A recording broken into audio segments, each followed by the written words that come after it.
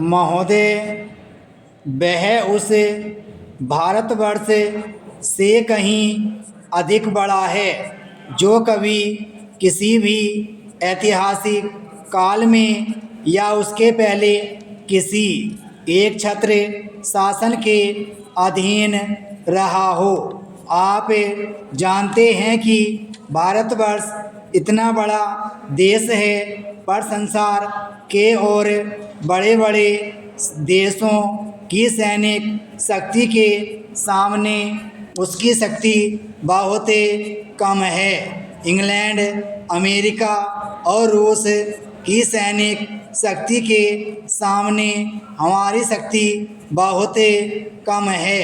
ऐसी स्थिति में हमारे सामने प्रश्न यह है कि क्या हम किसी के सामने झुक जाएं, किसी के साथ मिल जाएं, या अपने को तटस्थ और स्वतंत्र रखें। किसी के साथ मिल जाने का अर्थ यह हो सकता है कि हमें उसके प्रभाव या उसकी शक्ति का लाभ मिले, परंतु उसका परिणाम भयंकर हो सकता है। यदि उन पर कभी संकट आया तो हम पर भी आएगा। यदि हम अलग रहते हैं तो हमें अपने पैरों पर खड़े होकर अपनी शक्ति से बहुत कुछ कर सकते हैं। हमारे प्रधानमंत्री ने इसी नीति को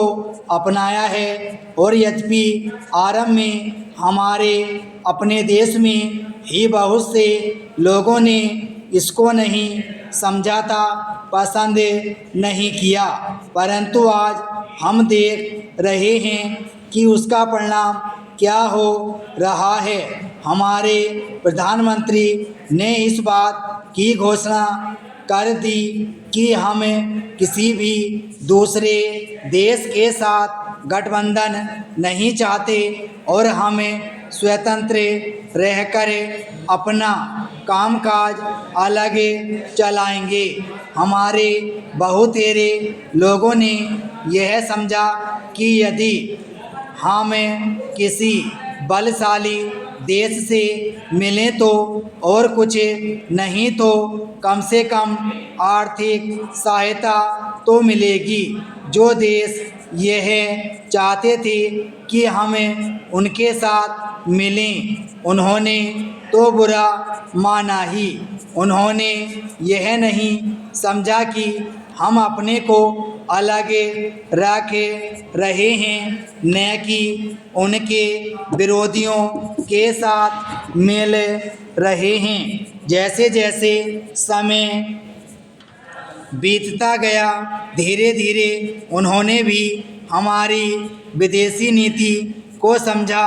आज संसार के लोग मानने लग गए हैं कि भारतवर्ष अपने दृष्टिकोण पर स्थित है। इतना ही नहीं, बल्कि एक नए देश को जिसे स्वतंत्र हुए अभी 55 वर्ष ही हुए हैं, जो स्थान मिल सकता है उससे कहीं ऊंचा स्थान हमको मिल गया है, और हमारा उत्तरदायित्व भी बढ़ गया है। मैं मानता हूँ कि इसी प्रकार यदि हमें महात्मा गांधी के दूसरे सिद्धांतों को भी अपनाएं और उसके अनुसार आचरण करें तो इसका संसार पर बहुत प्रभाव पड़ेगा। महोदय, जैसा कि माननीय सदस्य जानते हैं, कल दूसरे सदन में इसी तरह की बहस थी।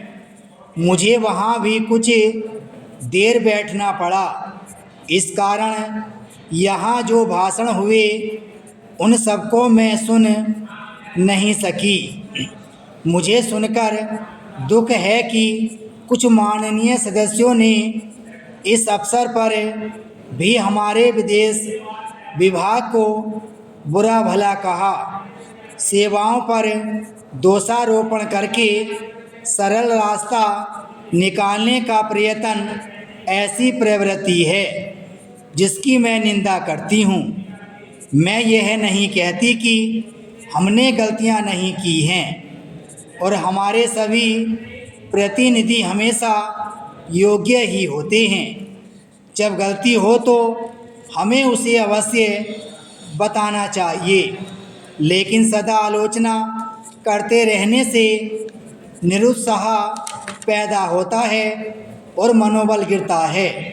हमें उन औजारों को ही कुंठित नहीं कर देना चाहिए जिनसे हमें काम लेना है। देश और विदेश में हमें काम तो करना ही है। हम अच्छी तरह जानते हैं कि पाकिस्तान के शासकों को दी गई हर सहायता बांग्लादेश के निर्दोष लोगों के विरुद्ध इस्तेमाल की जाएगी। इस अवसर पर हमारे प्रतिनिधियों ने परिश्रम से बहुत अच्छा काम किया है। प्रस्तुत परिस्थितियों में वे जितने प्रभावी हो सकते थे हुए हैं। कुछ सरकारों के विचार निश्चिंत हैं और यदि उनमें सहानुभूति भी पैदा की जाए तो भी वे इस प्रकार के मामले में कोई स्पष्ट बात कहने को तैयार नहीं होंगे। मैं कहना चाहूँगी कि हमारी उन सेवाओं ने जो वर्तमान स्थिति से निपटने में जुटी हैं, साहस और समर्पण का परिचय दिया है। यदि कुछ माननीय सदस्यों को गाली देकर और सरकार पर साहस दिशा और यहाँ तक की समझ की कमी का आरोप लगाकर कुछ संतोष मिलता है तो मैं उन्हें इससे वंचित नहीं करना चाहती। कुछ सदस्यों के लिए हिम्मत का अर्थ गले की ताकत और भावुकता की भाषा है। काश की जिंदगी इतनी ही सरल होती। इस सरकार में बहुत से दोष हो सकते हैं, लेकिन उसमें साहस की कमी नहीं है, न ही यह आवश्यकता के अनुसार जोखिम उठाने से डरती है, जैसा मैं बहुत बार कह चुकी हूँ।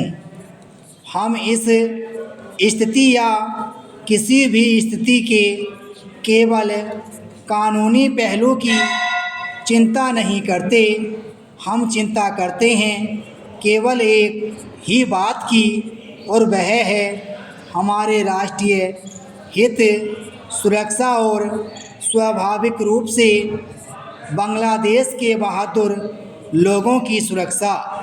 इसी कारण से शांति से काम करने का महत्व है। विराम स्टॉप।